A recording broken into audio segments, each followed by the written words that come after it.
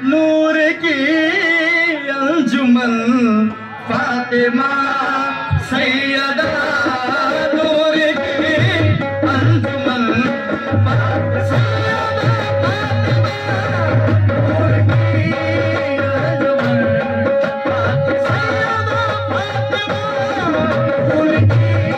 آئیے انتہائی عقیدت و احترام کے ساتھ ساری کائنات کے مرکز عقیدت بارگاہ رسالت صلی اللہ علیہ وسلم میں و اہل بیت رسالت صلی اللہ علیہ وسلم کی بارگاہ میں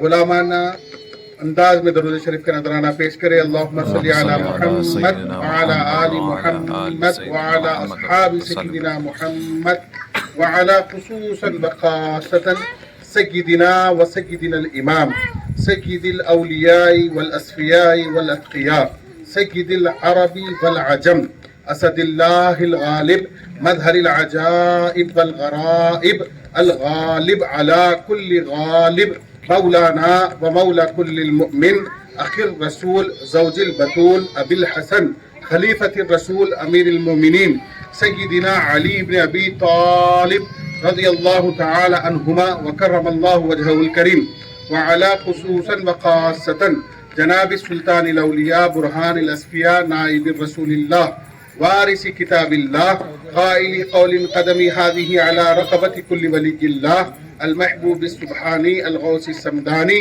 شیخ الجن والانس والملائکہ شیخ الطریقة والحقیقة والمعرفة والدین والشریعہ الفاظ اللہ الاشہب وسیلتنا الى اللہ فی الدارین ابی محمد محی الدین الغوث الاعظم الحسنی الحسینی الجعفری الجیلانی رضی اللہ عنہ وارضاہ عنا ولا حرمنا من برکات قربہ فی حضرت مولا. اللہ کا بڑا فضل و کرم ہے کہ اللہ نے ہمیں آج اس جشن میں جمع ہونے کی توفیق دی اور ہر کام اپنی مقصد کے لیے ہوتا ہے. مثال کے طور پہ رمضان آیا تو ہر ایک کا ایک دماغ ہو جاتا ہے، ایک مرکز ہو جاتا ہے کہ رمضان میں کچھ بھی کرے نیکیاں تو ایکسٹرا ملتی. سمجھے، ایک نماز کا ثواب 70 نمازاں، 1 روپے کا ثواب 70 روپے.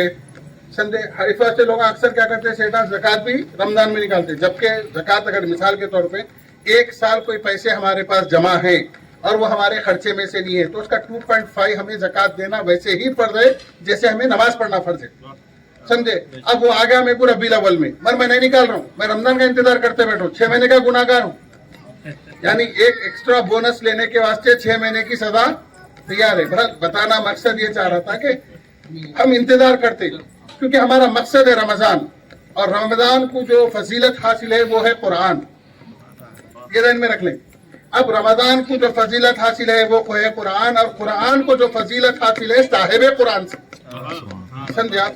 ورنہ آسمانی کتابوں کی کوئی کمی نہیں ہے. 104 آسمانی کتابیں مشہور ہے، بغیر تعداد کے سب پر ایمان لانا ہے. سمجھے آپ؟ توریت انجیل بھی آج کل آپ کو مل رہی، لیکن ہم وہ پڑھتے بھی نہیں، پڑھنے کے خواہش ہیں. سمجھ میں بات؟ اب رمضان کا ہم انتظار کیوں کرتے ہیں؟ کیونکہ رمضان آیا تو ہماری نیکیاں بڑھتی. اسی طریقے سے بہت زیادہ نہیں ہو گیا تو رمضان آیا تو ہماری نیکیاں بڑھتی. ایسے ہی اکثر لوگ دیکھو، آپ عطر روز بھی لگا سکتے ہیں، آپ مسواک روز بھی سنت ہے، سرما روز بھی سنت ہے، لیکن جمعے کے اہتمام میں کیونکہ دن اچھا ہے. تو ہمارے پاس ایک کانسیپٹ ہے کہ نیکیاں بڑھانے کے واسطے ہم کوسا کام کرنا. سمجھے آپ؟ اور جبکہ نیکیوں کا تعلق اللہ تعالیٰ کیا بولا معلوم؟ الذی خلق الموت والحیات لیبلوکم ایکم احسن عملا. بولا اللہ ایکم احسن عملا. احسن یہ اس میں تفضیل ہے، یعنی بہترین. اللہ بول رہا ہم دیکھیں گے تم میں سب سے بہترین عمل کون لانے والا ہے. پوچھا، یہ نہیں پوچھا سب سے اکثر عملہ، نہیں بولا کثیر عمل کون لانے والا ہے، نہیں پوچھا. اللہ کوالٹی چاہتا ہے، کوانٹیٹی نہیں چاہتا. کیا بات. لیکن ہمارا ذہن یہ بنا دیا گیا ہے کہ ہم صرف کوانٹیٹی کے پیچھے پڑے ہوئے کہ آج کی نیکیوں کا یہ ثواب ہے، کل کی نیکیوں کا. یاد رکھ لو، بھوکے کو جس حال میں کھانا کھلاؤ اللہ کی رضا کے لیے، وہ اس وقت کی سب سے بڑی نیکی ہے. تو ایسے ہی ہماری یہ جو آج کی محفل ہے نا، یہ جو محفل ہے یہ کوئی ہم نیکیاں کمانے کے لیے خاص طور سے ہمارا یہ مقصد نہیں ہے. نیکیاں مل رہے ہیں وہ ہمیں یقین ہے، سمجھا، نیکیوں کے واسطے، یا پھر ہم صرف اور صرف اس واسطے یہ محفل سجائے ہیں، یا رسول اللہ ہم آپ کے گھر کے وفادار ہیں، آپ کے گھر میں اگر سے ظلم ہوا کربلا کے میدان میں، غم خاروں میں ہمیں ڈھونڈ لو، اور آپ کے گھر میں کوئی جشن ہوا تو پھر خوشی منانے والوں میں ہمیں ڈھونڈ لو۔ کیا بات ہے، سبحان بس اللہ۔ ہم اس مقصد کو بتانے کے لیے یہ محفل پوری سجی ہے، اور ہمارے اصغر قادری کاظمی صاحب اور انور قادری صاحب جو محنت کیے ہیں اپنے گھر میں یہ جو محفل سجائے ہیں، ان کا بھی یہی مقصد ہے۔ ہمارے پیر و مرشد خطیب دکن رحمت اللہ علیہ شہزادے حضور غوث العظم سیدہ طاہرہ مطہرہ فاطمہ الزہرا سلام اللہ علیہا کے بارے میں کوئی محفل میں کلام بھی پڑھتا تھا نا تو 2 کلام پڑھنے نہیں دیتے تھے اس کو، بولتے تھے ارے جس کی تعظیم کے لیے مصطفیٰ اٹھے ان کے کلام کی تعظیم ہم کیا کریں، بس ہماری نسلوں کو ان کی محبت ہونا ہے اس واسطے کلام پڑھو بولتے تھے، اور محفل میں بادب ہو جاتے تھے۔ اور اس محفل میں جب سیدہ کی کلام ہوتا تھا نا اس وقت لوگوں کو نذرانے لے کے اٹھنے بھی نہیں دیتے تھے، سمجھے، کوئی ٹیڑھا بنگا بیٹھا تھا ادب سے بیٹھ جا بول دیتے تھے، ادب میں آ جاؤ بولتے تھے سیدہ کا کلام، کیونکہ اب آپ اندازہ کرو ساری کائنات جس کے لیے سجائی گئی بنائی گئی، جس ساری کائنات کے رزق جس کے واسطے لٹائے گئے، ساری کائنات جس کے واسطے سجائی گئی، اس کے اندر رنگ و روغن لگائے گئے، وہ مصطفیٰ جس کے واسطے کھڑے ہو کر اس کو بلائے، اس ذات کا نام فاطمہ ہے۔ اور ہم اہل سنت اتنے خوش نصیب ہے کہ آقا علیہ الصلوۃ والسلام نے فرمایا فاطمہ میرے جگر کا ٹکڑا ہے۔ اب اگر آج کے دور میں اگر سے یہ جملہ بولے تو آپ کو سمجھ میں نہیں آئے گا، اس جملے کو سمجھنے کے واسطے 1500 سال پرانے اس تپتے ریگستان کو گمان میں لاؤ، وہاں کے کلچر، وہاں کی سوسائٹی، وہاں کے سویلائزیشن کو سوچو کہ جس دور میں بچی کو دفن کرنا ثواب سمجھتے تھے، کام سمجھتے تھے لوگ، اس دور میں رسول اللہ نے فرمایا میری بیٹی دفن کرنے کے واسطے نہیں بلکہ میرے جگر کا ٹکڑا ہے۔ آج تو ڈاکٹر اتنے ویلو بڑھا دیے، خاص طور سے ہمارے ایشیا میں بچوں کا، ہر چھوٹی چھوٹی 20 مسئلے میں ابورشن، بچے نہیں ہو رہے، بڑے بڑے لوگ پال 20 کو سکتا مگر ہو رہے اس کے پاس 2 انچ۔ اس واسطے بچوں کی ویلو بڑھی ہوئی ہے آج کے دور میں، ہر کوئی اپنی بچی کو اماں اماں اماں بول کے پال رہے، شہزادی پرنسس بنا کے پال رہے، لیکن وہ پیریڈ میں رسول اللہ نے فرمایا تھا اور رہتی دنیا کو یہ سبق دیا تھا کہ عورتیں گھر کی رحمت ہوتی ہیں۔ خاص طور سے تو یہ جو ہماری عورتیں ہیں نا، ہماری ماں اور بہنیں، وہ سیدہ کے احسان مند رہنا کہ ان کے آنے سے ان کی فضیلت امت کو معلوم ہوئی، اور خود رسول اللہ نے فرمایا عورت جس گھر میں پیدا ہو جائے رحمت ہے، اور سیدہ فاطمہ رحمت للعالمین کے گھر میں تشریف لائیں، رحمت للعالمین کی وہ کیا ہے، خود رحمت ہے۔ اب اور ایک نیا ذہن جو زمانہ ہو گیا، کیا افضل کون، جس چیز کو تم ناپنے نکلے وہ ہمارے وہم و گمان کے آگے ہے، ہمارے وہم و گمان کے آگے۔ مثال کے طور پر چاند سے زمین کیا کتنی دور کا سفر ہے، 100 سال 200 سال پہلے نہیں معلوم تھا، کہیں کو نہیں معلوم تھا، اس کا ٹیپس نہیں بنا تھا۔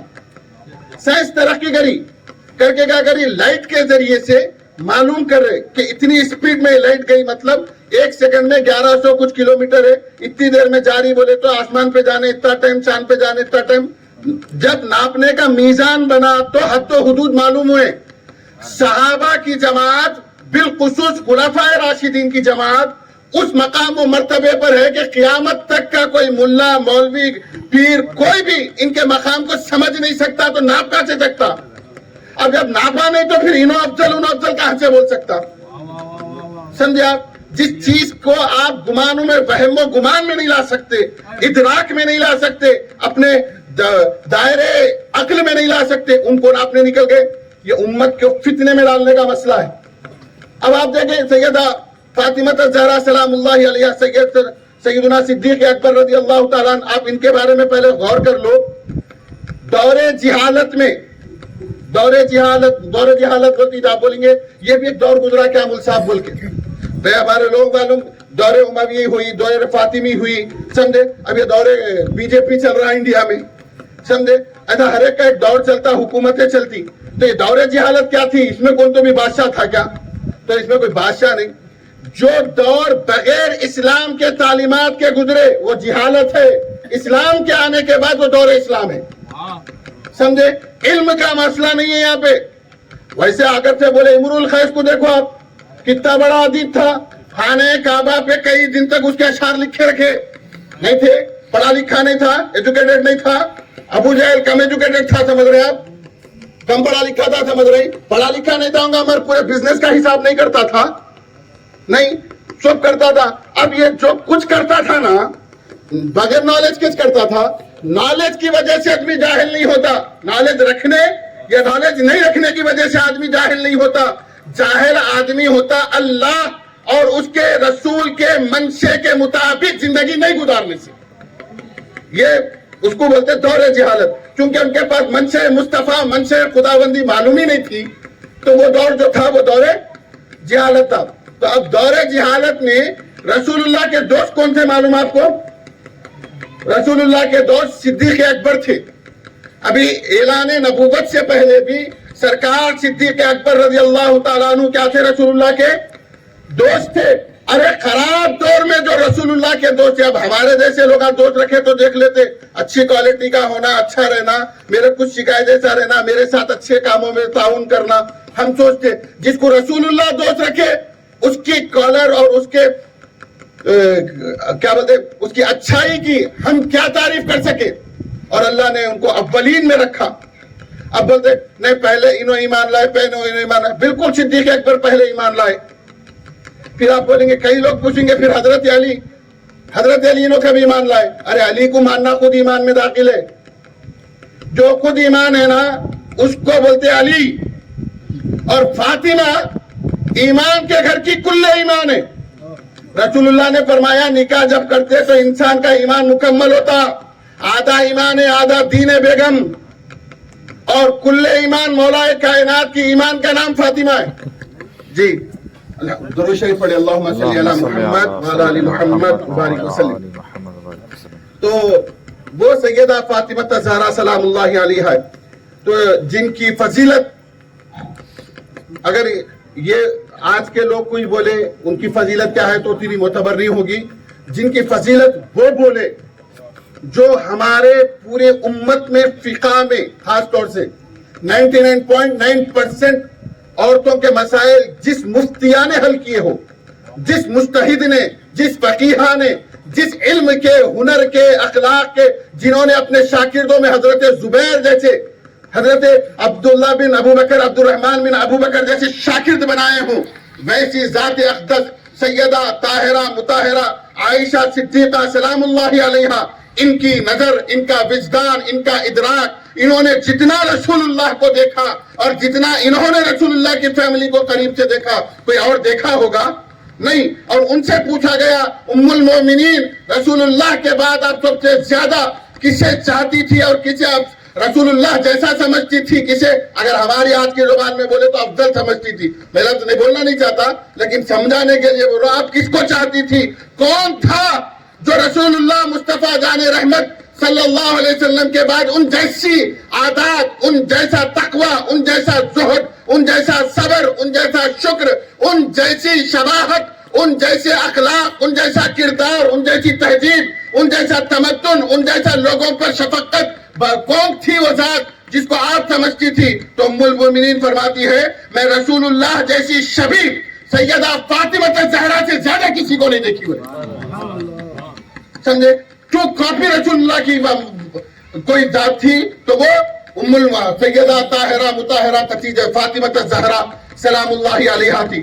تو بہرحال بتانا مقصد یہ ہے کہ اللہ نے سیدہ کو اس شان سے اس دنیا میں لایا کہ جن کی والدہ کو بھی اگر دیکھے تو پوری امت آج جو حالات ہمارے پاس جو آج امت امیر ہے نا وہ سیدہ کا صدقہ ہے. سمجھے؟ جن کے شوہر کو دیکھے تو وہ اپنے مقام کے سردار ہے، بیٹوں کو دیکھے تو وہ سردار ہے، اور بابا کو دیکھے تو وہ سردار ہے. تو کن کن کو دیکھو گے؟ تو بہرحال ہماری یہ محفل سجانا کوئی نیکیاں اتنے نیکیاں یہ محفل میں بیٹھے تو ملیں گے, اتنے چھلوں کا ثواب ملیں گا, اتنے بکرے کاٹنے کا ثواب, وہ ملو نہ کو ملو, ہم اس یقین سے بیٹھے ہوئے یا رسول اللہ, ہمارے پیر نے بتایا غم ایک ہی ہے تمہارے پاس, وہ غم حسین, باقی سب جشن ہے اہل سنت میں. خطیب اکرم رحمۃ اللہ علیہ فرماتے تھے جشن ہی جشن ہے اہل سنت میں, غوث پاک کا جشن, غریب نواز کا جشن, مولا علی کا جشن, سیدہ فاطمہ کا جشن. غم صرف ایک, غم حسین کا رکھو اور زندگی جشنوں میں گزارو, سمجھے آپ. تو حسین کا غم منانے والوں میں اگر دیکھو تو ہمیں دیکھو گے. اور رسول اللہ کے گھر کی خوشی ہوئی اس دن. اگر آپ دیکھو جتنے لوگ سیدہ پاک کے ولادت کے وقت حضرت خدیجہ الکبریٰ سلام اللہ علیہا بحیثیت فائنانس رسول اللہ کے دور میں قرآن ان کو بولا, کیا بولا, وَوَجَدَكَ عَائِلًا فَأَغْنَى, سمجھے, پیسے والے کو فائنانس کو مضبوط کرنے کے لیے ہم نے آپ کو کس کے پاس نکاح کرایا تھا, جن کے فائنانس کی تعریف خدا کرے. دنیا میں بڑے بڑے بادشاہوں کے خبر پہ چراغ نہیں لگ رہا. کبھی ہو سکے تو سرکار چندہ حسینی کی بارگاہ میں چلے جاؤ, یہاں پہ کوئی گنبد نہیں, کچھ نہیں.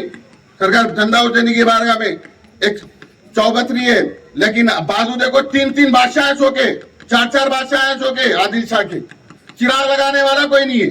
اور یہاں روز ایک جشن ہے, ان کے نام پہ کھلا رہے ہیں لوگ, ان کے نام پہ پلا رہے. تو ان کے شہزادوں کا یہ عالم ہے کہ بادشاہ ان کے قدموں میں مدفن ہونے کے واسطے تڑپتے نہیں.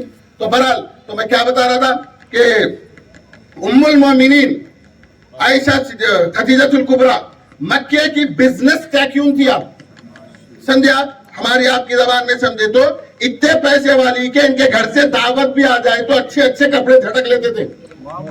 خدیجہ کے پاس دعوت میں جانا ہے, خدیجہ کے پاس دعوت میں جانا ہے.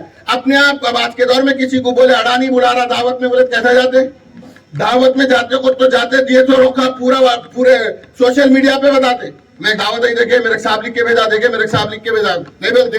اب وہ بعد میں مسلم ہے نہیں نان مسلم ہے سب بعد میں کرتے, پہلے تو یہ سوچ لے دعوت آئی. تو بڑے کے پاس یہ دعوت اعزاز سمجھی جاتی. تو سیدہ خدیجہ کا عالم یہ تھا کہ مکے میں کسی کو دعوت دے دے تو لوگ اعزاز سمجھتے تھے. ان کے گھر کے چکر مارنے کو لوگ اپنے آپ کو فخر محسوس کرتے تھے, اتنی پیسے والی تھی. اب جب سیدہ فاطمہ کی ولادت کا وقت آیا, جب تک آپ کی پوری فائنانس دین کے لیے وقف ہو گئی تھی, تو اس وقت بلائے تو داعیاں بھی نہیں آ رہے تھے. اب خدیجہ کہنے جا کے کیا لیں گے, ہمیں کیا ملے گا اس کے پاس کام کرنے سے, بول کے اتنا دین کو انہوں نے لگایا.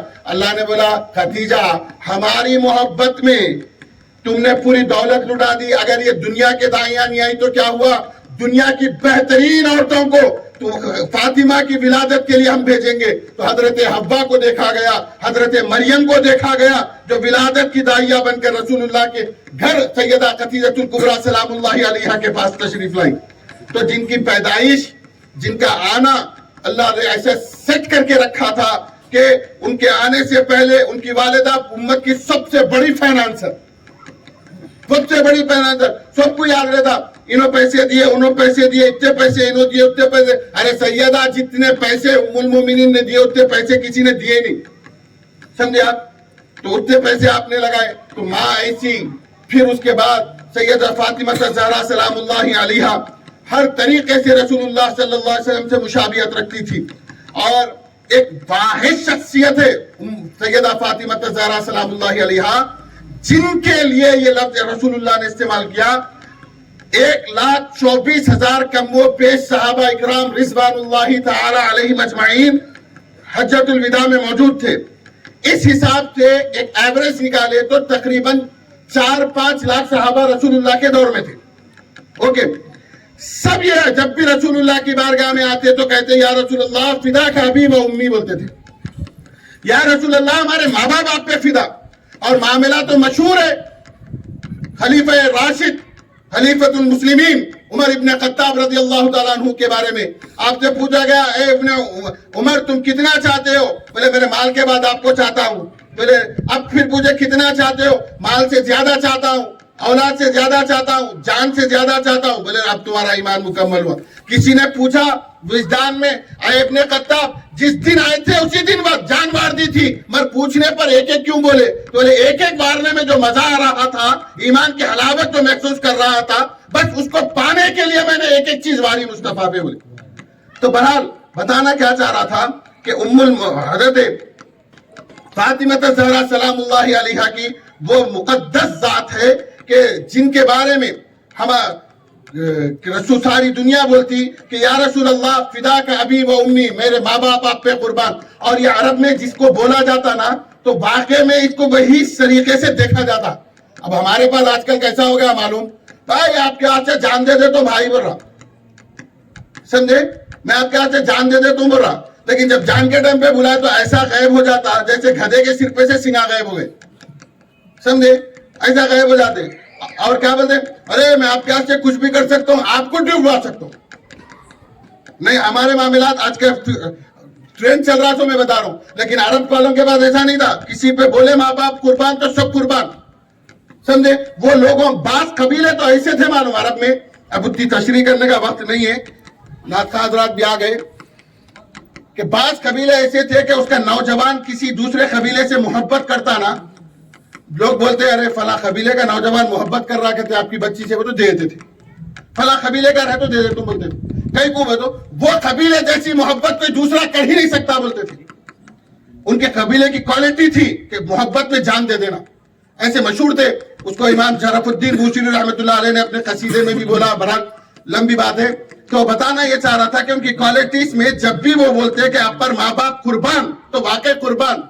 लेकिन पूरी सारी कायनात में मशरिक से मगरिब, शुमाल से जुनूब तक रसूलुल्लाह के पास लोग आते गए, जाते गए, जान देने वाले मिले, जान लुटाने वाले मिले। अरे ऐसे लोग, हजरत अम्मार को देखो आप, हजरत अम्मार रज़ियल्लाहु ताला अन्हु ईमान लाए, गरीब मुसलमान, कुफार मक्का प्लान करे, गरीबों को अगर मार दिया तो अमीरा लाइन पे आ जाते, पुरानी पॉलिसी। क्या करे, हजरत अम्मार की फैमिली उठा दिए। हजरत अम्मार के सामने उनकी वालिदा उम्मे अम्मार को 2 हिस्सों में चीर कर शहीद कर दिया। उम्मत मुस्लिमा की पहली शहीदा शहीद हो गई। अम्मार को पूछे अब भी मानते रसूलुल्लाह को?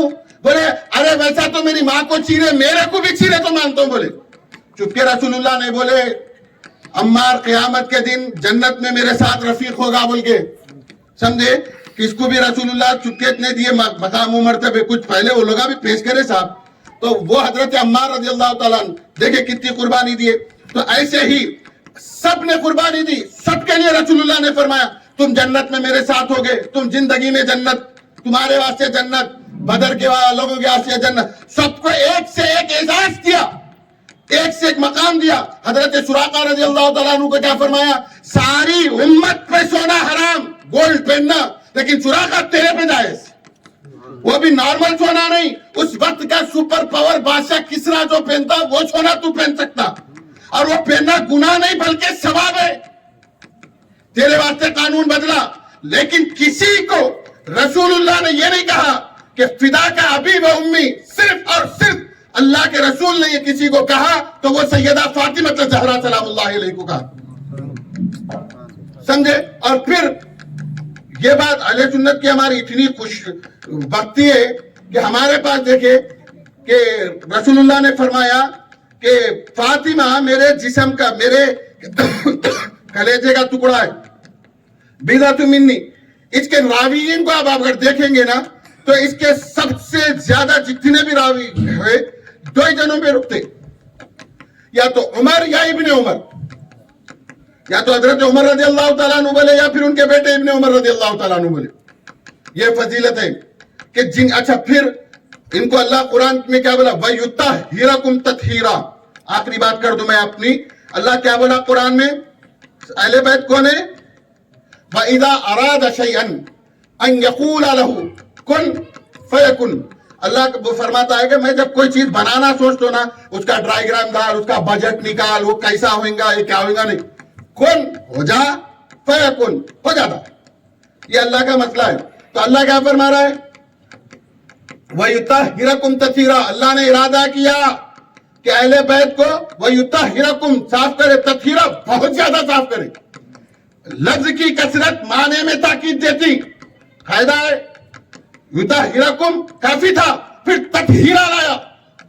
کثرت تاثیر. اب اس سے سمجھ میں آیا کہ وَيُطَهِّرَكُمْ سے مراد ان لوگوں کی بایولوجیکل فزیکل روحانیت پاک تھی، پاک ہے. تطہیرہ کی تفسیر میں بالخصوص صوفیہ فرماتے ہیں تطہیرہ کی تفسیر یہ ہے کہ وہ یطہرکم میں اپنے ذات میں اپنے صفات میں اللہ نے ان کو پاک رکھا گناہوں سے، دنیا کی بدترین خراب چیزوں سے سب سے پاک رکھا. وَيُطَهِّرَكُمْ کی تفسیر ہے. تطہیرہ کی تفسیر یہ ہے کہ ناپاک ان کا نام بھی نہیں لے سکتا، ناپاک ان کا جشن بھی نہیں بنا سکتا، ناپاک ان کے جشنوں کے ان کی تعریفوں سے اپنے کانوں کو سکون بھی نہیں پہنچا سکتا. یہ تطہیرہ کی تفسیر ہے. اگر کسی کو جشن نہیں پسند آ رہا، کسی کو اہل بیت کا گھرانہ نہیں پسند آ رہا، ان کا ذکر نہیں پسند آ رہا، تو سمجھ جانا تطہیرہ کی تفسیر کھلے عام دیکھ رہا ہوں میں ان مظہر ہے وہ تطہیرہ کی تفسیر کا. تو اللہ کرم کرا ہم پر، ہم ہزار گناہگار، ہمارا کوئی دعویٰ نہیں ہے کہ ہم وقت قطب ہے ابدال ہے. ارے بدترین لوگوں کو بھی اگر چھانے تو اس میں جب نکلیں گے اس میں بھی ہمیں کوئی وہ نہیں ہوگا. لیکن یاد رکھے ہم اب بھی ان کے چاہنے والوں میں تھے. انشاءاللہ اللہ کے کرم سے ہماری نسلوں کو بھی اللہ ان کی چاہنے والوں میں رکھے. ان کے گھر میں جس دن جشن اس دن ہمارے گھروں میں جشن، جس دن ان کے گھر میں مسائل ہوئے جیسے کربلا اس دن ہمارے گھر میں مسائل. تو اللہ تبارک و تعالیٰ اہل بیت کی محبت، اور یہ محبت بھی ایسی ہے ہر چیز کا ایک ریٹرن ہوتا، ریٹرن پالیسی بغیر کام نہیں کرتے.